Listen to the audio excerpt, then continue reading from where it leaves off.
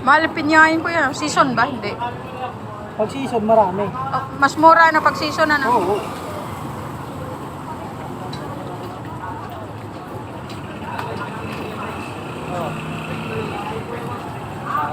Anong buwan mag-season yung mga ganito? Mga ano yan, mga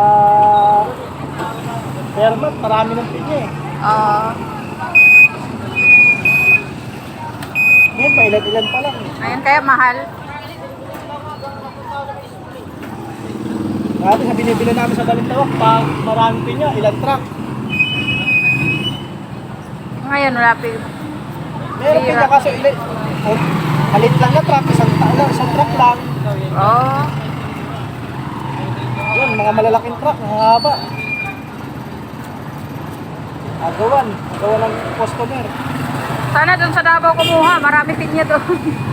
Hindi kasi naman doon, pag ganun, pamasahe na lang. Oo. Lalong mamahal. Lalo mahal nga.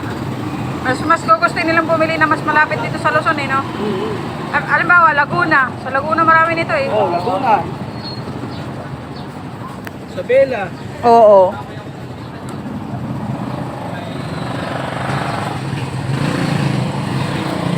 Tagaytay. Tagaytay, oo.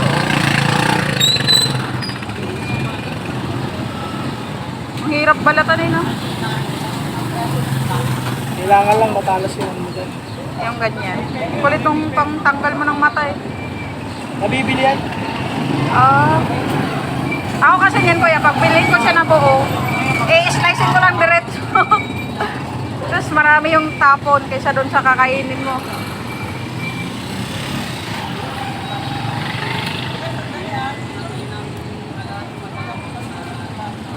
Buti nabebenta to lahat kuya. Depende. Pag ganyang araw ng linggo, mabili naman. Ubos. Meron na titirang konti. Tapos kinabukasan ulit.